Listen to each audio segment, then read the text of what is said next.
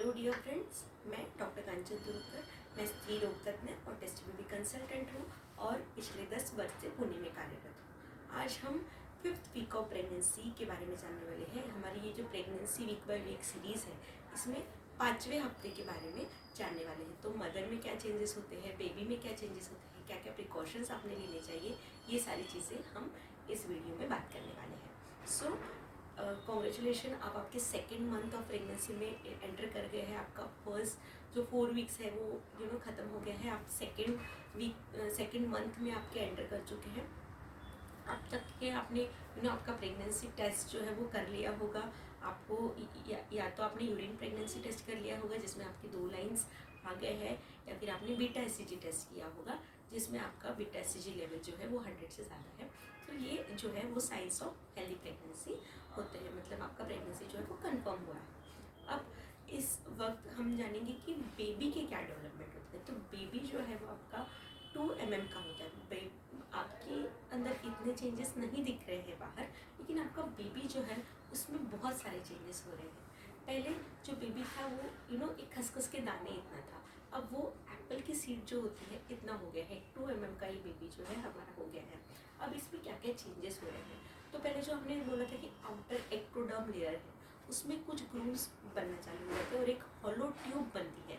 ये जो hollow tube है वो न्यूरल ट्यूब बनती है, और ये न्यूरल ट्यूब जो है वो आगे जाके जो है बेबी का नर्वस सिस्टम, जिससे कि बेबी का मस्तिष्क और बेबी का नर्वस सिस्टम जो डेवलप होने वाला है वो ये हॉलो ट्यूब से डेवलप होता है। अगर ये हॉलो ट्यूब जो है वो प्रॉपरली नहीं बनी तो फिर न्यूरल ट्यूब डिफेक्ट जो है वो होते हैं बेबी में। सो ये जो ट्यूब है ये प्रॉपरली बननी चाहिए और बेबी का मस्तिष्क जो है वो प्रॉपरली बनना चाहिए।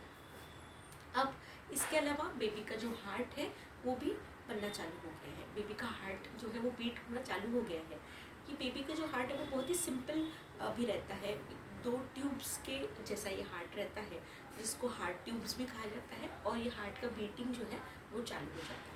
इसके अलावा बेबी के बाकी के जो मीजोडर्म में से जो मसल्स वगैरह है वो बनना भी चालू हो जाता है। बेबी का जो डाइजेस्टिव सिस्टम है उसका भी एक प्रिमिटिव फॉर्म चालू हो जाता है। एक ट्यूब जो है बेबी के माउथ से लेके नीचे तक बनना चालू हो जाता है। तो ये डाइजेस्टिव सिस्टम का प्रिमिटिव स्टेज में, मतलब एकदम स्टार्टिंग का स्टेज होता है जिसमें माउथ से लेके एक ट्यूब जो है हॉलो ट्यूब नीचे तक जाती हुई ये बनते हैं, जिससे आगे जाके बेबी के ईसोफेगस, मतलब बेबी की जो अन्न नलिका है, उसका स्टमक, उसका लिवर, उसका अतड़िया, ये सारी चीज़ें जो है वो आगे जाके बनने वाली है। सो ये डाइजेस्टिव सिस्टम भी बेबी का बनना अभी प्रिमिटिव स्टेज में चालू हो गया है। सो और बेबी की जो आँखें हैं वो भी बनना चालू हो गया, फेस बनना चालू हो गया। लेकिन एक बेबी जो है वो टैडपोल साइज का ही है, इसको टेल है, तो ये प्रिमिटिव स्टेज में, पर इसमें सारे चेंजेस जो है वो अभी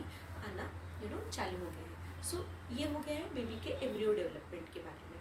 अब जानेंगे कि आप में क्या क्या चेंजेस होते हैं। सो पहले 3 मंथ जो है वो कोई भी प्रेग्नेंट लेडी के लिए थोड़े कठिन होते हैं। तो इसमें का हम पहला सेकेंड मंथ जो है इसमें अब हो सकता है कि आपको थोड़ा नाउशेटिंग फील होना चालू हो जाए।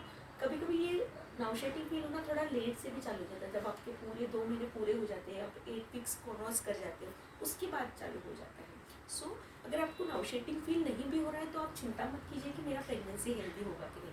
बहुत बार हमको लेडीज़ का ये क्वेश्चन रहता है कि मैडम मुझे तो नाउशिया हो ही नहीं रहा, मुझे वोमिटिंग हो ही नहीं रही है, तो क्या मेरी प्रेगनेंसी हेल्दी नहीं है? बिल्कुल ऐसा नहीं है।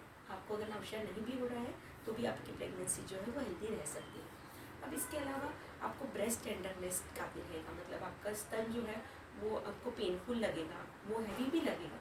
तो ये चेंजेस जो है वो आपके प्रेगनेंसी की वजह से आ रहे हैं। आपका जो ब्रेस्ट है वो आगे जाके ब्रेस्ट फीडिंग के लिए प्रिपेयर हो रहा है, तो ब्रेस्ट का साइज़ जो है वो बढ़ता है। और टेंडरनेस जो है वो हार्मोनल चेंजेस आपकी जो बॉडी में हो रहे हैं, आपके बॉडी में प्रोजेस्टेरॉन नाम का हार्मोन आ रहा है। उसके अलावा आपकी बॉडी में HCG नाम का हार्मोन जो है, जो कि प्रेगनेंसी का हार्मोन है, ये बढ़ रहे हैं। तो ये इसकी वजह से आपको जी मचलाहट होना और आपका ब्रेस्ट जो है वो टेंडरनेस होना, आपका पेट भरा भरा लगना, ये आपको सिम्टम्स रह सकते हैं। इसके अलावा थोड़ा सा लोअर एब्डोमिनल पेन, आपको थोड़ा सा नीचे के पेट के साइज में आपको पेन भी रह सकता है।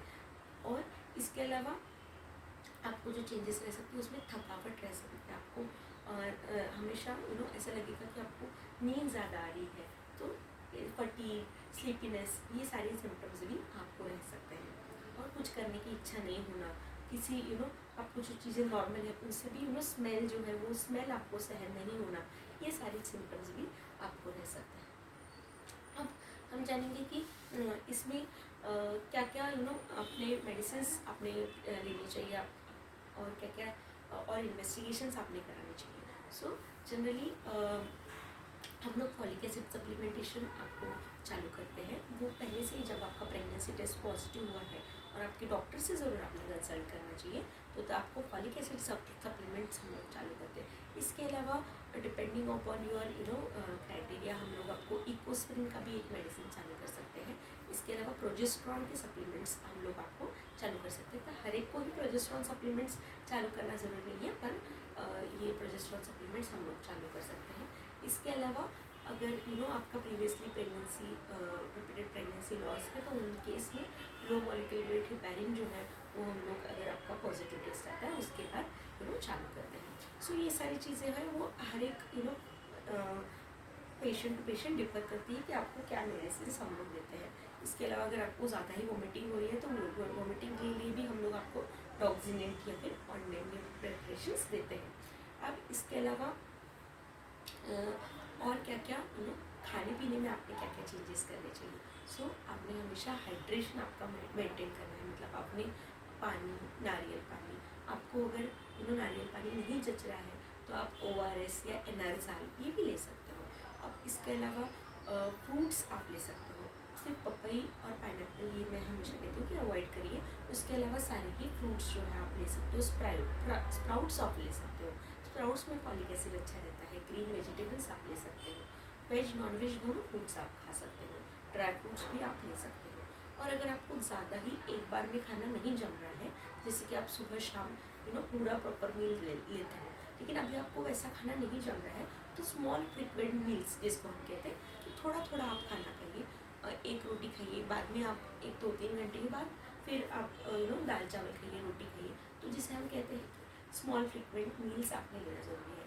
हाई प्रोटीन डाइट आपने लेना चाहिए, क्योंकि अभी आपके अंदर एक शिशु बढ़ रहा है, एक ह्यूमन एम्ब्रियो जो है वो आप में बड़ा हो रहा है, तो उसके लिए उसकी बिल्डिंग के लिए प्रोटीन्स जो है वो आपके लिए बहुत ज़रूरी है। सो प्रोटीनिशियस डाइट, अगर आप वेजिटेरियन हो तो पनीर में जो प्रोटीन होता है, लेग्यूम्स पल्सेस में मतलब दाल में वगैरह जो प्रोटीन होता है वो आप लीजिए। अगर आप नॉन वेजिटेरियन हो तो आप बॉइल्ड एग ले सकते हो या फिर आप मीट ले सकते हो, पर अनकुक्ड फूड आप मत कंज्यूम कीजिए। तो प्रॉपरली कुक फूड जो है, मीट या फिर जो भी एग जो है वो प्रॉपरली कुक हुआ फूड आपने लेना जरूरी है। मिल्क भी आप ले सकते हो, प्रॉपर बॉयल किया हुआ मिल्क जो है वो आप ले सकते हो। प्रोटीन सप्लीमेंटेशन के बारे में हमें बहुत ज़्यादा पूछा जाता है कि क्या प्रोटीन पाउडर हम ले सकते हैं। आप ले सकते हो, अगर आपको वॉमिटिंग की ज़्यादा प्रॉब्लम नहीं है तो आप मिल्क पाउडर आप ले सकते हो, ऐसा कुछ कॉन्ट्राइंडिकेशन नहीं है। जनरली फर्स्ट 3 मंथ्स हम लोग प्रेफर नहीं करते हैं प्रोटीन पाउडर देने का, क्योंकि तब थोड़ा सा वॉमिटिंग सेंसेशन रहता है, नाउशिया रहता है।